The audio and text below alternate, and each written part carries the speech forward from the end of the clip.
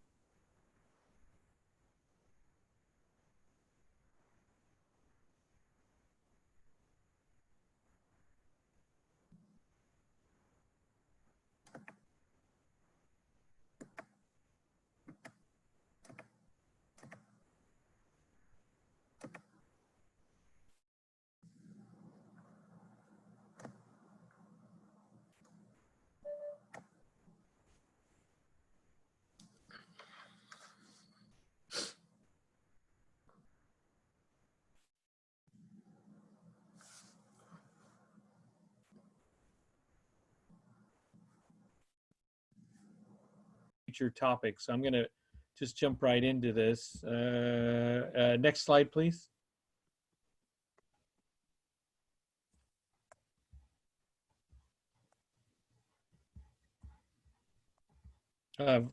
Veronica, if you can move that slide. I don't, oh, there we go. Okay. So here's what I just wanted to say. So as far as student data reporting for CAEP, this is in regard to we owe it too, but for CAEP, we're still adhering to the beginning of the year letter that went out for 1920. So we're still reporting on the quarter if you're if you use TOPS Pro. If you use MIS for the colleges, we're reporting on the semester.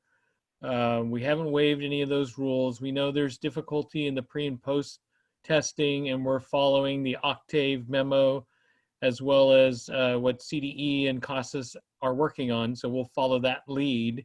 If you're non-WIOA and you're not able to pre and post test, because we're needs-based program, and we base your funding on the population of need in your area, it's not performance-based.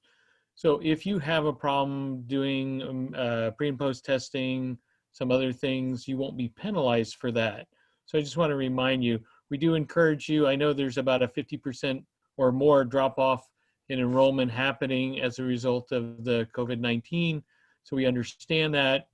We still want you to report what you can, and then we'll just move forward. So let's see if there's any questions on that I can answer right now before I turn it over to Jay.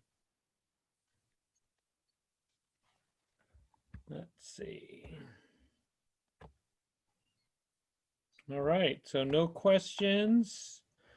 Contact with students during hours generates attendance credit for a whole hour or whole class session. Harry, that's something, I mean, that would be the standard that you're following. We haven't changed anything on that of how you report attendance.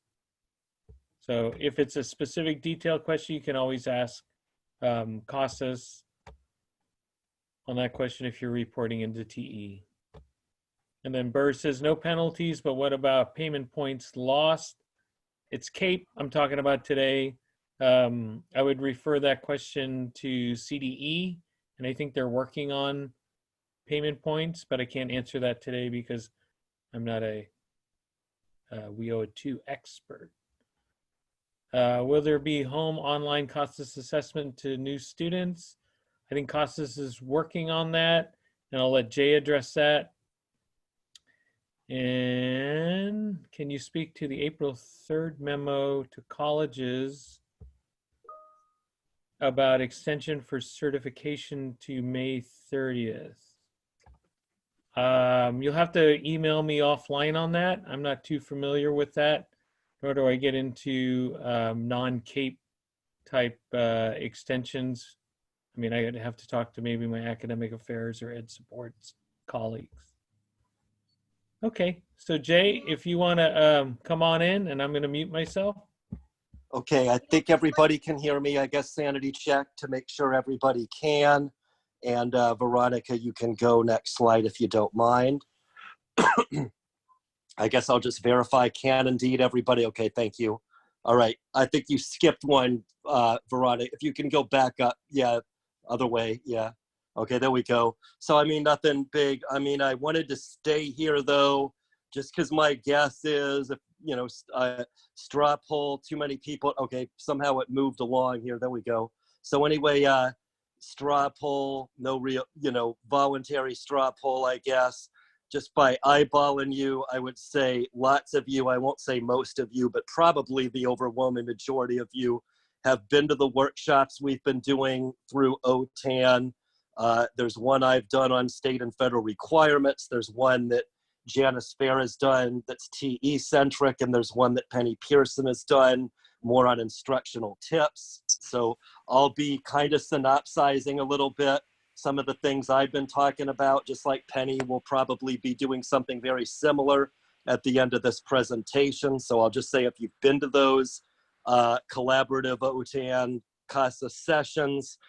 Just a warning, some of this is going to be suspiciously familiar, starting right here that, about a month ago, it was on Friday the 13th, OTAN put up that COVID-19 webpage, lots of great resources, some input from CDE. There's an FAQ document that we submitted from CASAS that covers a lot of this, some TE help documents. OTAN and CalPro have some FAQ documents, lots and lots and lots and lots and lots and lots and lots of OTAN workshops as well. So this is a good spot to go to find all sorts of good resources related to all the various things related to COVID-19. Next slide, if you don't mind. Okay, great. So again, you're hearing from the CASAS guys, so you're going to hear a lot about some of these testing issues. So the big one from the federal level was OCTAE Memo 20-3. It came out on March 27th. A lot of people were kind of waiting for this because it was kind of, the feds or OCTAE weighing in on a lot of these issues related to testing, to recording hours, to, what's up with the business for the rest of the year and so on. So it definitely doesn't answer everything, but it does address a lot. Here's a link to our CASAS website. At this link, you can read the OCTAE memo in its entirety. There's also a statement we submitted from CASAS. There's a statement we put out right there on March 27th, and then we put out a follow-up statement, I believe it was last Friday on April 10th. Both of the statements we put out are similar to each other, but it's safe to say the second one was a little bit more aggressive in terms of lots of things keep changing every day, thereby the commitment to having something available for remote testing, gets bigger and bigger every day. So we gave a response saying we were definitely going to be looking into it and working hard to investigate. You might say on April 10th, we submitted a much stronger statement about that. So there's a couple CASA statements, the OCTAE memo in its entirety. I'll also add, it's not here in this PowerPoint, but within the last few days, NRS has put out a little tip sheet. You might say if you're interested in reading the cliff notes of the OCTAE memo, you might look up that NRS tip sheet. It says a lot of the same things as the OCTAE memo does, but in a much briefer style. But again, it's basically leaving states to start to work on different things related to reporting now under COVID-19. It talks a lot about coming up with other types of measurable skills gains to report, such as high school credits and so on.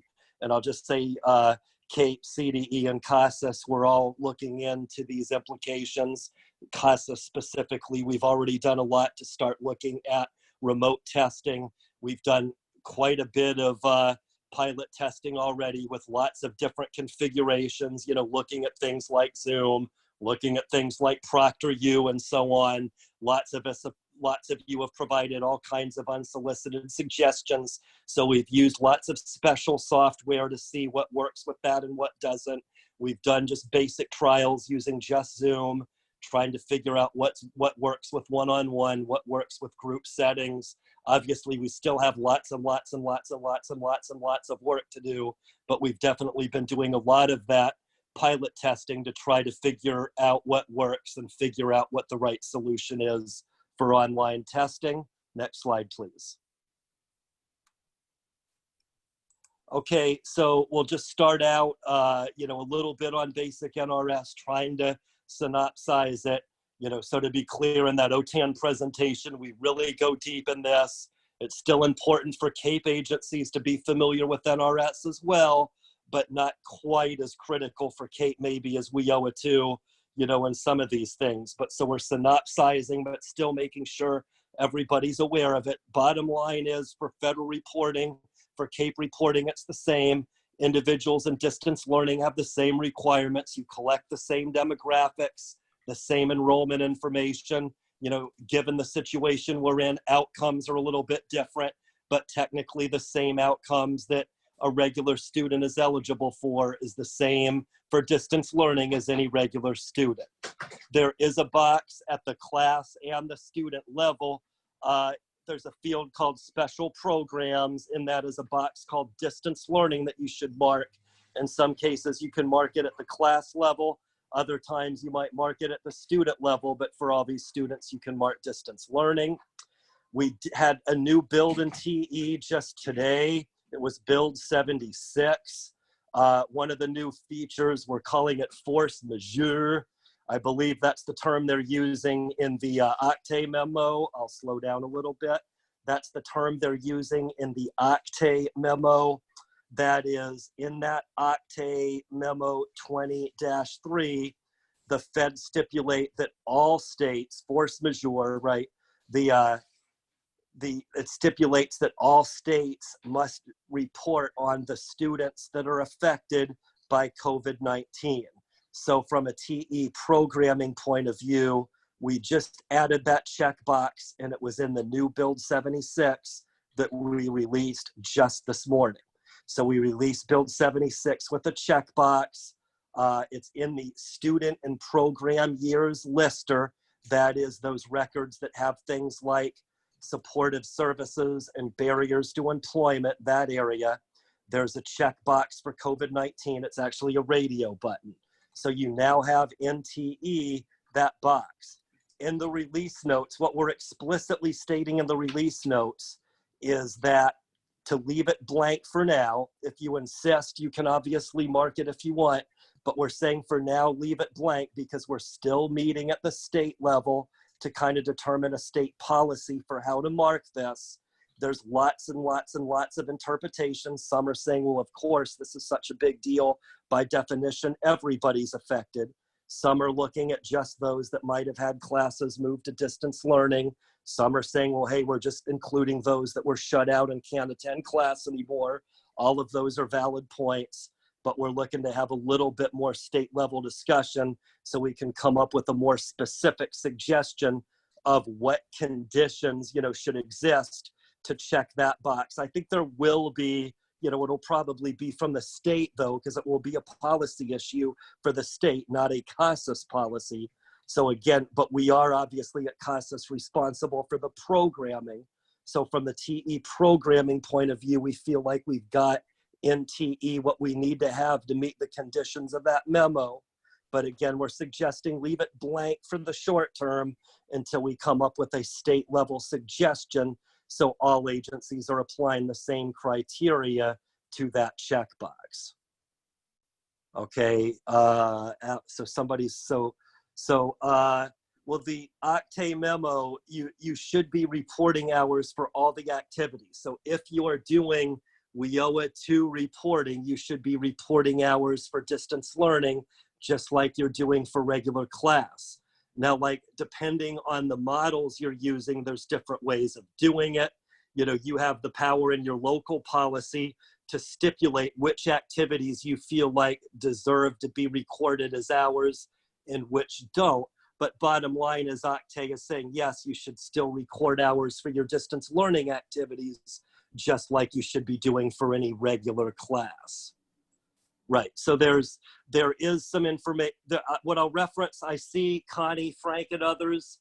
I think the best thing for some of these third-party suggestions is there is a TE-related workshop tomorrow at 10 a.m. It's definitely not going to dig deep into third-party import-export because everybody's different, but it does get into a lot more TE-related detail on how to record distance learning. Making a long story short there is we did add a lot of distance learning detail-oriented features into our class record a couple months ago.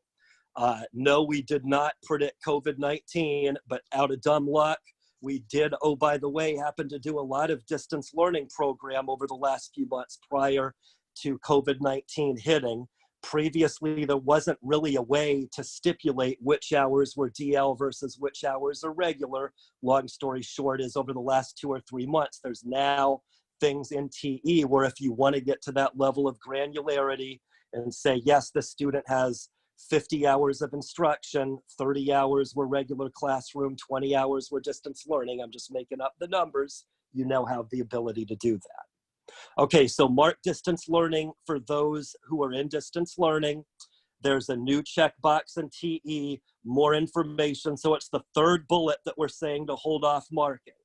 And then there's a supplemental field, called classroom plus distance learning. To be exceedingly clear, this is an obsolete field. It's 100% optional, but there's a lot of information in that memo that speaks to the idea that all states will be asked to provide a narrative and supplemental data related to how adult education was affected by COVID-19. So as an effort to kind of anecdotally, informally track some of the classes that might have changed to distance learning or changed otherwise, there is a field in the class record called classroom plus distance learning that you can mark optionally that will allow you to show those classes that might have been affected. And that checkbox, again, brand new. If you're interested in the details, I do have a page that has the screenshots that I can send you if you're looking to just look into some of those details. Okay, next slide, please. Okay, a little bit more into NRS. I'm not going to go into as much as I do with OTAN, but there is what's called the 50% rule. This has been around federal policy since about 2009, I think. But bottom line is, for federal reporting, what the feds say is anybody over 50, if you've got students who are blended, that is students who are in the regular classroom and who also do distance learning, you simply apply the 50% rule. By that, I mean any student with more than 50% distance learning by definition is in distance learning. Any student that's less than 50% distance learning is not. So you use that 50% rule for those who are in quote unquote blended learning to determine which ones are marked as distance learning versus which ones are not marked as distance learning. So again, you can mark that distance learning checkbox at the student level or at the class level, but bottom excuse me, bottom line is use that 50% rule to determine whether they're distance learning or not. Next slide, please. Okay, so summarizing some of the things we've been going over in these sessions, again, not going quite as deep in the weeds as I do during the OTAN sessions, but I do want to summarize because I feel like these approaches for CAEP are the same as what we've been talking about for WIOA and NRS, is we've basically come up with two terms. To be clear, these are our terms, very non-technical terms, not from anybody else, but we're calling one approach pick up where you left off. The second approach we're calling start new classes specific to distance learning. Next slide. So the first approach is, again, pick up where you left off. In this example, we're saying yes, like everybody else in the world, when COVID-19 hit, it affected you dramatically. So you probably did close for a while as you were adjusting to these changes. But this is saying we had classes running through all year. They ran in the regular classroom till early March or so. Then yes, COVID-19 hit, the schools and the colleges closed. So that changed everything. But from a class point of view, the class title is the same. The teacher is the same. The students are basically the same. It's still meeting the same days. The only difference is now the class is meeting online via Zoom instead of in the regular classroom. That would be an example of pick up where you left off.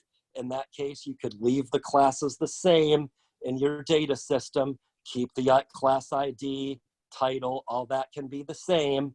You're picking up where you left off. The issue there is you don't really need to do any work in TE or any other data system. That's the big advantage to this approach.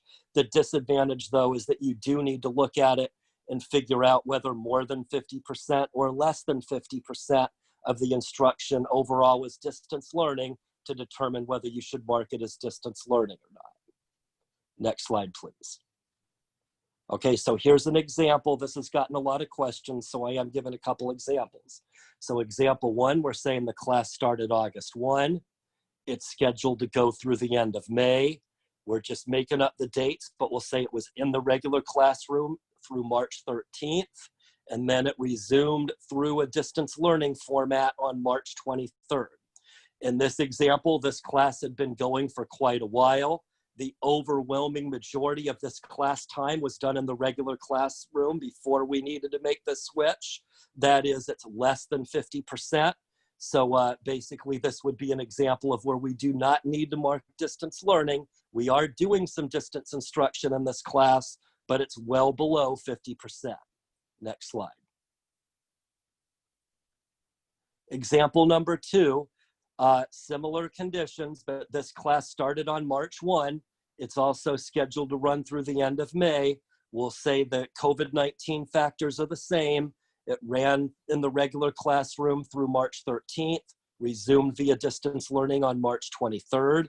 In this example, we would mark distance learning because in this example, the majority is in distance learning. We did a little bit in the regular classroom, but the majority of instruction will be via distance learning March 23rd or later. So this would be an example where you would mark distance learning for the specific students. Okay, next slide, please. Okay, so here's our second strategy. This is kind of the opposite strategy where we're saying start brand new classes.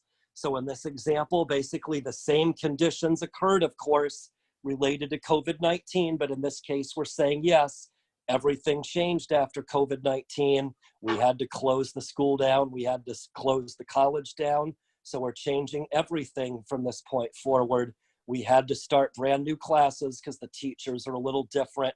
The configuration of students is a little different, whatever. So this is just suggesting we're creating brand new classes. So in this case, we would just close out all the classes we had that ran through early March in the regular classroom, start new classes with new, IDs and so on in our data system with that new start date, of late March, early April, or whatever it might be. You might give it a different title. You might give it a special title for these. So for the new created classes, mark distance learning. So backing up, the big advantage here is you don't need to worry about calculating 50%, because obviously all those classes you had before COVID-19 would be completely not distance learning. Everything you've started up since COVID-19 would be distance learning. So real easy to figure out that way. The flip side, though, is that would mean you've got to do more work in your database to create all these new classes. Okay, next slide, please. So here's an example. Of starting new classes, again, similar to the other ones. So this class started August 1, scheduled to go through the end of May. Same issue with COVID-19. We closed the regular class on the 13th. We opened a brand new class via distance learning on March 23rd. So in this case, we just close up the class and give that original class an end date of March 13th, create a new class in our data system, give it a start date of March 23rd. Don't mark anything in the old class. Mark distance learning for all the new classes, because of course those new classes will theoretically be 100% distance learning. Next slide, please. Okay, next example. This one started on March 1st. Again, it was shut down on the 13th. We reopened a completely new class on March 23rd. Again, the solution for this one basically the same as the first one. We close out that class that occurred in the regular classroom, start a new class record with a start date of March 23rd for the new class in this example. Next slide, please. Okay, so looking a little bit at models, don't want to go crazy on this, but just want to summarize, and I'll say at the federal level, this has come up a lot too. There's 3 models that the federal guidelines have described for a very long time. Obviously, it's gotten a lot more airplay recently, but there's 3 models for measuring instruction. And by measuring instruction, I'm not saying we're measuring, anything about the instruction. We're just measuring the amount of time to credit the student for participating in the instruction. So we've got clock time, teacher verification, learner mastery. Clock time is the most straightforward. That just means if you're in Zoom or you're in Adobe Connect or whatever for a certain amount of time, you just record the exact same amount of time that the student did via distance that you would in the regular classroom. That is, if they spend 45 minutes, you give them 45 minutes. That is time according to the clock. The other two are more related to assignments. One called teacher verification, where the teacher is basically on her or his own to very diligently observe each student and record a specific amount to each student based on what the teacher observes each student to be doing in that distance learning activity. The third and final one that we've spent probably the most time historically talking about in California is learner mastery. What this one does is you basically meet as a team ahead of time. You look at the sort of assignments you're doing in distance learning and assign a fixed number of hours to each activity you're doing. When students complete the activity, you award the students with the amount of hours that you and your management team already specified in your policy to be the appropriate amount of time for that particular activity. Next slide, please. So getting a little bit more into that, again, these are recommendations. You can do things differently if you've got a better way at your school, as long as you thoroughly describe the method to your madness in terms of hours. You have the flexibility to use whichever model you like, but these are just suggestions in general. If you're doing facilitated or synchronous instruction online, we're suggesting using clock time. So an example there would be, we've got an ESL class that meets Thursday morning at 10 o'clock. Instead of meeting in the regular classroom, we're simply meeting via Zoom, same time Thursday at 10 o'clock. Each student that spends that hour in Zoom gets the same hour of instruction participating in Zoom that they would participating in the regular classroom. The next one is for educational software, which a lot of you have been using. This is one where we're suggesting using learner mastery. That is, look at the software, figure out what's recommended by the software, and basically, assign that using learner mastery. We're also saying there's 3 approaches you might use for determining learner mastery from the software. Next slide, please. I can't remember if we get it.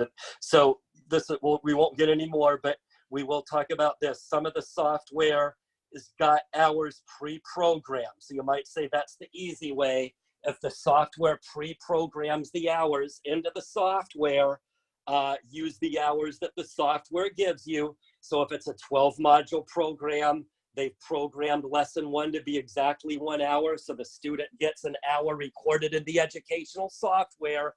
The easy answer is record that student with 1 hour, use the recommendation or the programming that your software publisher has given you. If you've got an application that's not linked to a specific time, but maybe there's something in the instruction manual or whatever where the publisher gives you some recommendations, then we obviously say to the maximum extent possible, use the publisher's recommendation. If there's not anything provided with the software, that's when we're saying you really need to do the learner mastery. That's where we suggest get together with your management team, look at the activities you're doing, whether it's a video, whether it's software, whether it's things like internet activities or Zoom recordings or whatever. Look at the body of work that the student's completing, agree on a basic unit of time, record that in your policy, and then for each student that completes the activity, you record that amount of time, with the idea that all students then get recorded the same amount of time equally for doing the same amount of work. Next slide, please. Okay, just some general issues, as again, some of that software provides really detailed information about hours. Some of it doesn't. If it doesn't, we're still suggesting contact your publisher. A lot of times they can give you some really good help on what the right steps are if you need some help. We basically say reflect an average. Again, it doesn't have to be scientific. There's no way on earth you're going to be able to make it scientific, I don't think. But it should at least be an average that you agree on as a team and not be a unilateral decision from one person. Next slide. Okay. I've talked a lot about, learner mastery and kind of skip teacher verification. I'll just say if you really like teacher verification better, that's fine. You're allowed to use teacher verification. If so, just be sure to document that in your local policy. I'll just say our suggestion though is learner mastery. The federal, I'll just repeat what the feds say. That is, if you use teacher verification, it does put a big burden on the teacher to be able to individually observe every single student and know pretty well exactly how much time each individual student applied to the assignment. So it does put a lot on the teacher to be exceedingly vigilant. So knowing that, especially in distance learning, that's difficult, we generally think learner mastery is probably going to be better. And so then you just describe the process you're using, whether you're using learner mastery, using teacher verification, or both, but describe the process you're using for each model in your policy. And then again, when students complete all the various distance learning activities, you can record the hours according to the policy that you've already established for the activities you provide at your agency. Next. Okay, doubling back to no, it doesn't require an exam. You could set it up that way. I mean, some use that at exam. That some say that's an easy way to do it, where, hey, you don't have to worry about exactly what activities or exactly whatever anybody completes. You just have them pass an exam and that shows it. That's an option you could use. I just suggest if you use it, be sure to stipulate it in your policy. I'll just add again, though, no, that's not required. That's just one way you might go about doing it. So going back a little bit to Octave Memo 20-3, out of hours and back to assessment, again, where there's the link to the memo and our CASA statement. We're going through lots of pilot testing now to look at new procedures for implications in California. Just to reiterate, for now, while it's under review, the current pre-post test rules remain in place. That is, for now, it continues to be required to have the in-person proctor present to do any CASAS pre and post testing. Next slide. So just a little bit overview related to that with assessment. Pre-post testing must be completed with the proctor present. Placement testing has the exact same rules as pre and post testing. It also requires that a proctor be present. It's a slightly different answer, though, just because there are other options. And then for now, EL Civics COAPs also requires a proctor. But again, we are looking at a lot of things with that. So a slightly different answer there too. Let's move forward here to detail these a little bit. So if you don't mind, next slide. So just to reiterate with pre and post testing, the NRS and Octave are obviously opening up now that they've released Memo 20-3, but it's still the official requirement is that you need to follow, the standardized format. You still have the same conditions as before, and that's true whether it's paper-based testing or CASA-C tests online. So I'll just say for now, those same rules are in place, but obviously we're doing lots in terms of looking into this remote testing. Clearly the writing's on the wall that everybody's going to need to move forward and figure out some way to do this. I'll just paraphrase Carolyn in a couple of these recent meetings that, yeah, now that this is hit, there's really no turning back. So we definitely know this is something that we must do, but we do have a lot of things we need to work out in the meantime. So for now, we're sticking to the existing policies. So next slide, please.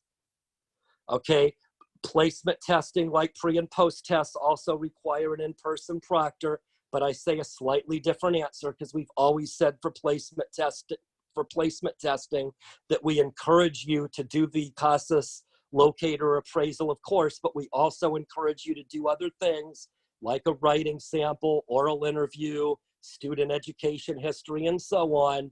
So we are just saying, recommending, suggesting you just go ahead and do those other things. It's not going to be perfect, but it will be something is better than nothing sort of solution. So there are still things you can do for placement if you need to.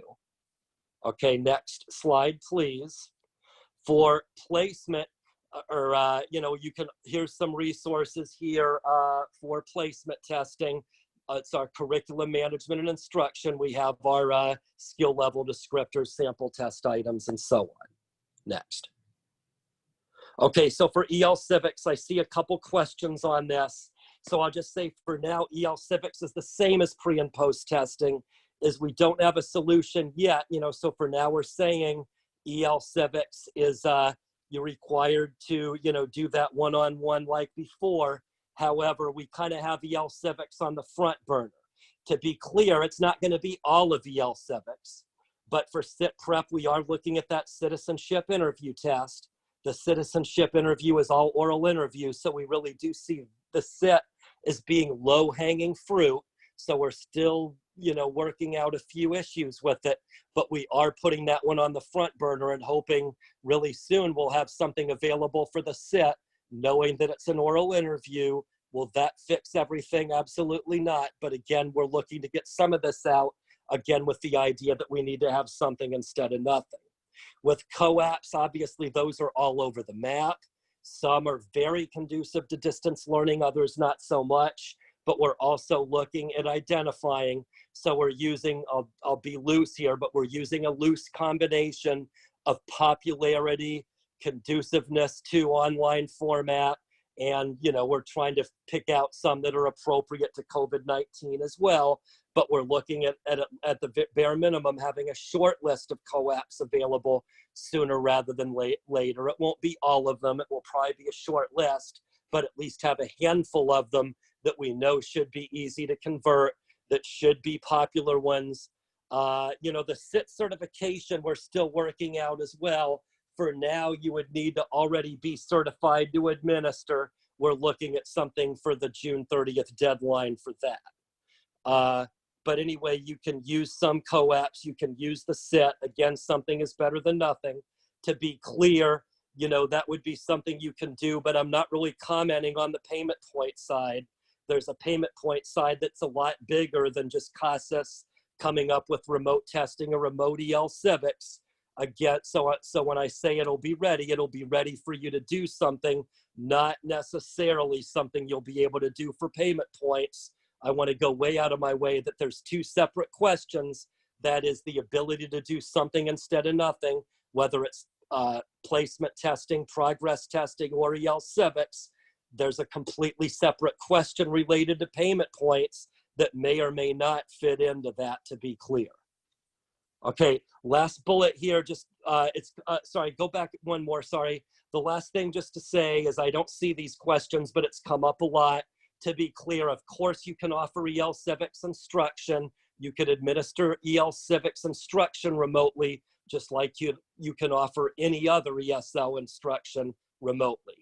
Okay, next slide, please. Okay, this one you've all seen a million times. I'm not going to get into it, but this is really just more to transition because we wanted to talk a little bit about CAEP outcomes. So this is what everybody's seen a million times, 6 areas of outcomes with each one listed. Next slide.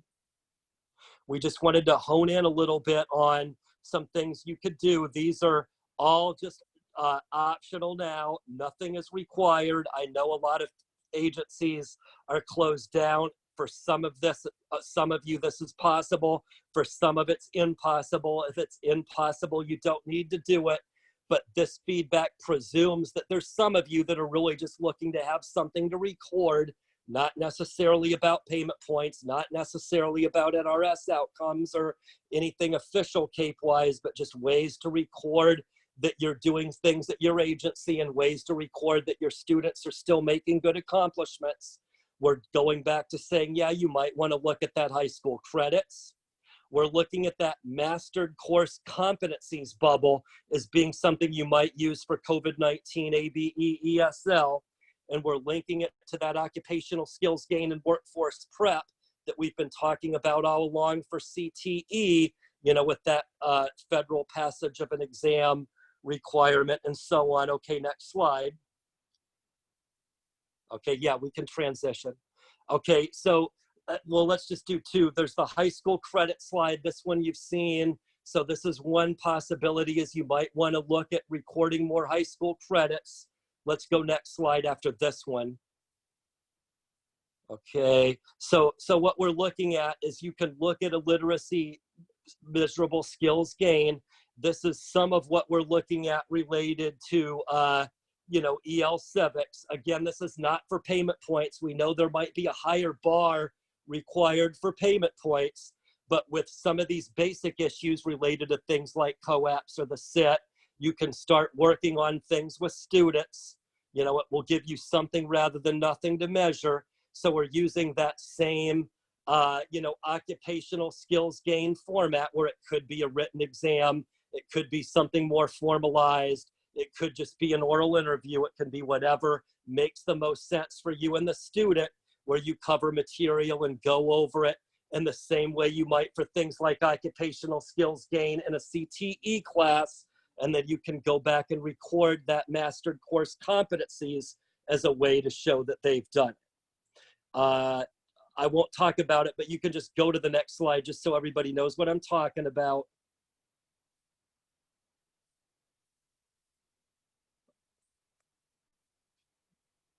Okay, can you just go one more so everybody can just see what I'm talking about? Okay, so this one I won't go over. This one's been around forever, but we've got occupational skills gain and workforce prep outcome. So again, not mandatory, but if you're feeling like you really just need to have something to record for the student's sake, you can use that mastered course competencies and apply these sort of standards that we've been doing for CTE for ABE, ASE, and ESL to show that students are completing assignments and still making progress. And I'll just say, I think I'm getting the hook now, so I'm gonna turn it back over to Veronica so Penny has 15 minutes to go over a few things as well. Thank you, Jay. So I'll go ahead and stop sharing my screen. You can take it over from here. Thank you, Veronica. And it shows me host disabled participant screen sharing. So if you can give me that right, I would appreciate it. Thank you, Jay. I always learn something from you every time I hear you speak. And thank you, Neil, for inviting us and letting us participate. And if I have that share right, there we go. I can show you what OTAN is offering here. So let me find the share button and we'll continue. So most of you are probably already aware, as it's been mentioned several times, that OTAN has provided a page, and I can show it here, our COVID-19 field support page. So I want to give you an idea of what we're covering and how we can present you with information on a daily basis of what we're doing to help the field. First of all, we typically on our homepage here in our top story section, we try to give you a rundown of what's happening during the week. We are adding new webinars every week. We're running anywhere from 3 to 5 a week, sometimes more, depending on what's happening. And we will have them listed here along with links to the California Adult Education Training Calendar, which I will go to in just a moment. Additionally, any of you that are on the meeting today can participate in the training that we offer you. The one caveat to that is that you have to be an OTAN member. It's free. It doesn't even require a password. And you can do that by coming up to this top right corner here where it says join OTAN, and there's a link to membership. And it asks some basic information. I can open this up for you real quick. And I think I'm already logged in, so it may or may not give me the whole page. But we basically ask for a name and information about you. And you're automatically opted out of receiving any email from us, but you do have the ability to say, yes, you want to receive information, some of the publications that we give. Although we're asking for this information like address and city, etc., you don't have to provide it. It's not required.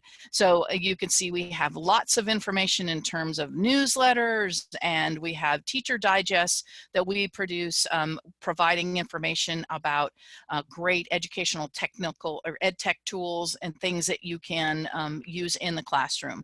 And then we also have email notifications. So when we're doing trainings in certain regions, if you have a WIOA agency or you are a WIOA agency, that's something that, when we get back to our brick and mortar situation, you may want to get information about and see if your teachers want to participate. But that membership is basically your ticket to come into the California Adult Education Professional Development site.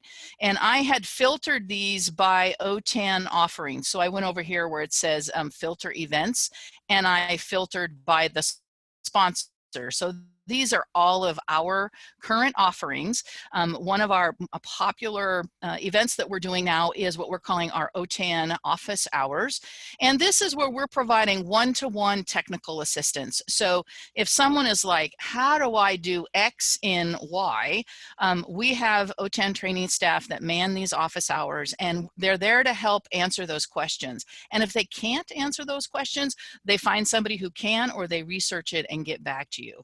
We've had occasions where somebody needs a little extra help, so we've actually had our training staff go and say, you know, tell you what, let's go into a new meeting space, and I can work with you one-on-one, and we can share screens, and I can show you how to fix what you're trying to fix. You see some of our topics here that we have in terms of helping teachers understand how they can use different tools to assist them in doing remote teaching. So we've got one that was, I think it was earlier this morning, on using Google Forms and how to use those to turn them into quizzes.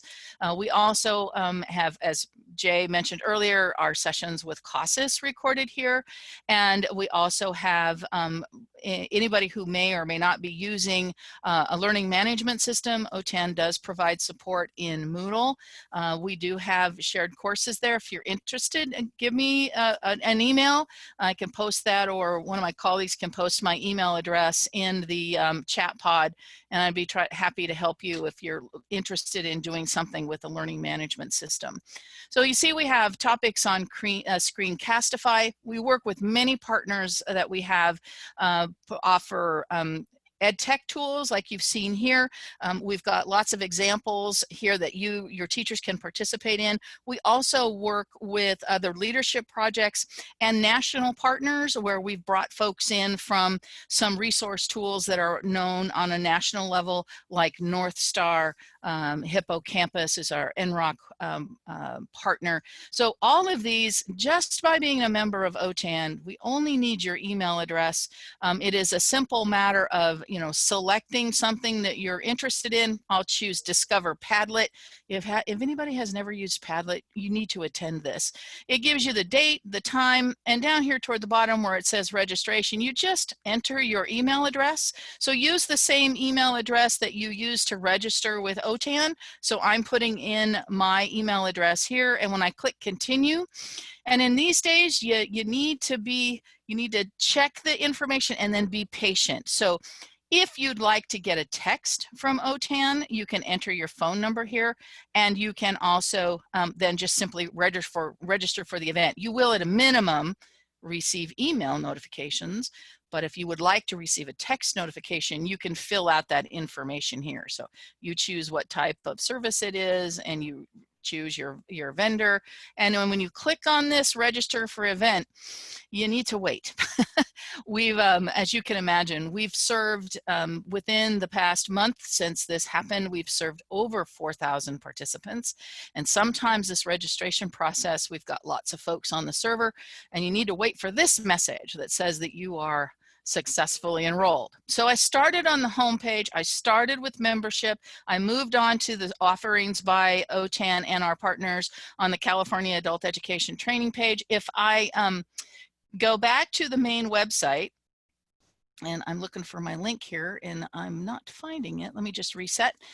You can see the other titles that are offered by our other partners, including CAEP, as well as CASAS, as well as CalPro. So it's not just OTAN materials. I just happened to filter it so you could see all of them. And I encourage you to come and take a look at these and see if there may be something that would be useful to your teams and your teachers. On the OTAN website itself, back at the home page here, and again, I just jumped over to a different tab, but on our COVID field support page, this is meant to provide you a one-stop shop for lots of information. First and foremost is a little statement here of how we are working with all of our leadership teams to bring this information to you. So we have an OTAN resource guide here, and if anything, this has been something that our participants and our colleagues and clients out there are really interested in and finding most valuable. It changes all the time, so please visit often. So we have the table of contents on the left. I've kind of zoomed in so it's a little difficult to see, but this gives you some ideas about what we provide, what types of websites we may recommend, and these are all linked to those resources. And then also you have whatever we might find that aligns with those resources. So like, for example, OTAN does have a video on using North Star's digital literacy assessment, and we do have a new webinar coming up showing how they've added some additional resources specifically for this instance of remote testing. So you may have learners ready to take a test, and North Star has the ability to do that. We've got, typing programs, things that we've added recently, different types of articles that we have written, different resources for distance and blended learning. And we have course design, and particularly one of my topics that I'm greatly involved in is accessibility. And it may be even more important now as we're teaching remotely, of being cognizant and understanding that we may have some learners that need a little extra help. So we need to make sure that we can provide those equivalent experiences. We may have teachers that need a little more help with understanding why this teaching in a blended and remote situation, what to expect. So we do have an essential ed curriculum offer. It's self-paced about blended learning, so it really helps with the different models and how they can connect with learners. And then lots of other resources. We're using Zoom, but there's more available out there. So you can see that we have them listed here along with links. So we provided YouTube videos, etc. So our resource page really is a great place to come and check out what's happening and what's available on our OTAN COVID-19 field support. But that's not all, folks. You can see the webinars that we're offering here, and we're posting the videos and slides. And I know those of you that have attended are saying, well, I want the one from X and it's not there yet. OTAN is working very hard to make sure that our videos are fully WCAG 2.1 accessible. So we are really pushing to try to get these posted as soon as possible. We have received some good news from CDE allowing us to do that in a quicker fashion. So I'm hoping to see all of this column filled up here with links to those videos in a much quicker fashion than what we've been able to do in the past. Additionally, we're providing resources from CalFro, CASAS, as well as the CDE Adult Education Office, so you can have quick access to those things. You heard Jay talking about the OCTAE Program Memorandum 20-3. That's listed here under the Adult Education Office. We've also provided resources for our learners. Unfortunately, we've heard a lot about different scams and things that aren't very nice, and we're trying to provide some resources to help learners understand what to watch out for, so teachers can use these to help learners as well. In remote teaching situations, sometimes, we're all kind of scrambling pretty hard here, but if we can just kind of take a moment and take a breath and take the time to read and understand some of these things, we can also help our learners to understand them as well. And finally, but certainly not the least, is some additional resources on the national and international level from the World Health Organization, the Centers for Disease Control, as well as other information from California and some of our other adult education partners such as CCAE and CATESOL. So I encourage you to come and visit this page as frequently as you can, because it will allow your teachers to have access to that information. And then, of course, in looking back on the training page, all of the offerings that are available here can really help to assuage some of those anxieties that our teachers may be having about how can they connect with learners online. So I think that as you come back to this training page, you'll see new webinars added almost on a daily basis. And we hope that if you have any ideas, requests, requirements, something that is, kind of flummoxing you, come to our office hours and talk to us. process. We will do our best to provide that information for you and get you on your way in the quickest possible way we can with the least amount of stress and anxiety. Because one of the nice things about using a tool like Zoom, which is what we use within OTAN as well, is that we can take a look, and if you allow us that permission, take a look at your screen, see what you're doing, see what might be some of the problems that you're having, so we can actually walk you through the process of fixing whatever you're trying to fix. So I don't know that I can, let me see if I can check the chat here. Do I have any particular questions about anything? Looks like we've got a couple things. Oh, CrowdEd, yes. They have CCR aligned resources. That's the skill blocks. Lots of great things there. And don't see any particular questions unless some of my colleagues or folks can maybe repeat them. Having a chat box like this, sometimes I miss them because they go by fairly quickly. I think you're okay, Penny. Okay.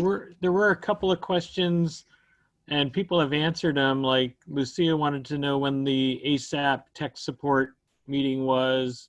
So people have steered her in the right direction. Okay, there were great. a couple of questions for Jay about any written communications from CASAS on the stuff Jay was sharing. So I don't know if that gets posted on the OTAN website, or if it is official, then I guess it would reside on your site, right, Penny?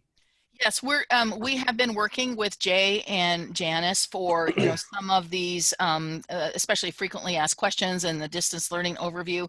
So they of course have their own website, but we certainly can cross-pollinate that for those important documents. So that's what I think that if we find those, we'll post them. Okay. If they're meeting related to all the issues with remote testing, I'd probably say go to the CASAS homepage there. There's a couple of those official statements about Octave Memo 20-3.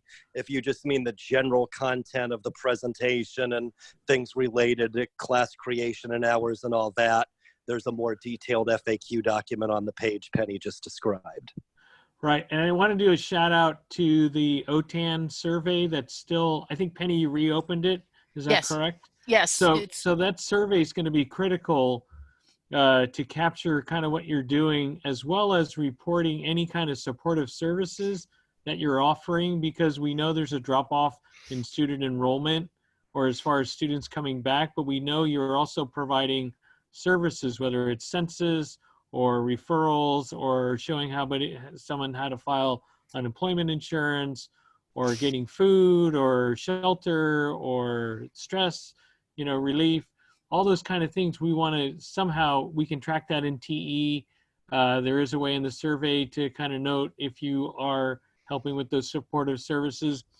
And so that's critical to track so we can tell the legislature what we're doing, how valuable we are to the community. So don't forget about that. And that was a reminder went out in our newsletter today, and OTAN has that open for you to fill out until we shut it down. Maybe we'll keep it open for a few weeks, I guess, Penny? Yeah, I actually haven't received guidance from Carolyn, and I just noticed that she had to leave the meeting. I have not received an end date on that, so it will be open until further notice. Great, thank you. Thank you all for letting me come and join your meeting today. All right. And then, Jay, there were a couple of questions. I don't know if we have time for it. Andrea down in Alan Hancock asked if for distance learning, is this including the new emergency remote teaching? And then Bethany wanted an example of teacher verification. And those are the only two I noticed that we didn't get to. The first question I don't know officially at all, but I'll just say from what I hear, I would think, yes, it's distance learning. I mean, I'll just say, federally speaking, anything that's outside the regular classroom is considered distance learning. So I really think just about anything any agency is doing these days probably qualifies. It's really just anything outside the regular classroom from a basic reporting point of view. To Bethany's example, so I'm gonna have to use my learner mastery and just twist it a little bit. So like with learner mastery, we're saying, okay, we've got this one module in educational software. We agree it's an hour and a half long. So every time a student completes it, We're going to give each student an hour and a half. It doesn't matter how long it takes the person. We're just applying that standard the same for all students. Teacher observation or verification would be the same sort of activities, but with that one, you would say, yeah, there is no consensus. There is no way to apply it for all students. Every student is different. Every class is different. So we've got to let the teacher look at the students and say, hey, this one student deserves a full hour of instruction, whereas this other student wasn't really on it as much, so I'm only giving this other student 30 minutes or something like that. So the example would be the same type of situation as learner mastery, but it would basically be, depending on glass full or glass half empty, either empowering or burdening the teacher with having to come up with a set amount of time for each student, rather than just applying that learner mastery total equally like you know that you came up with beforehand. Okay, I see Bethany. Okay, thanks. Okay. And then really quick, we had a direct link to the survey in today's newsletter, so you don't have to try to scroll down on the OTAN webpage. So all you have to do is click on the link in the newsletter. It takes you right to the survey, one-stop shop. So if you're not looking at your newsletter, we sent it out at 11 o'clock today. That would be the best thing that I would suggest. If you forget to scroll down or you can't find it on the OTAN website, just access it through the newsletter. Veronica, anything else you want to add? Yes, Neil. Thank you, everyone. Thank you to Penny and Jay for today's presentation. In the chat, I had typed in the URL to register for the upcoming regional network meetings. As I mentioned in the chat, these meetings are an opportunity for us to engage in dialogue in a smaller group setting about what's going on in your region. There will be no formal presentations. However, we'll be able to share with everyone kind of the successes as well as the challenges that you all are experiencing as we navigate through COVID-19. And then it's also an opportunity to get any questions you may have answered by either Neil of the CAEP office, Jay from CASAS, and Penny and or Netta from OTAN. All of those individuals will be attending these regional network meetings and will be available to answer questions that you may have. So please go ahead and register for those upcoming regional network meetings. And that is all that I have. We do have the CFAD webinar this Friday. So if you haven't registered, you can use the same URL to register for that webinar. And then we will resume the CAEP office hours in case anyone is interested in participating in those. So that is all that I have. Neil, do you have anything else? No, thank you everyone for coming on. Thank you, Jay. Thank you, Penny. Thanks, Veronica. And Friday, because of the CFAD webinar, we're not doing the open office hours. We just didn't have time, but we will, with the network meetings, we'll try to get to you locally through those network meetings, and we'll see. I know those office hours are really important, so I'll talk to Veronica and see how we can fit that in if possible. Okay, great. Well, thank you all very much for your time and your participation. And please be on the lookout for additional information to come. Have a great afternoon. Bye. Bye-bye.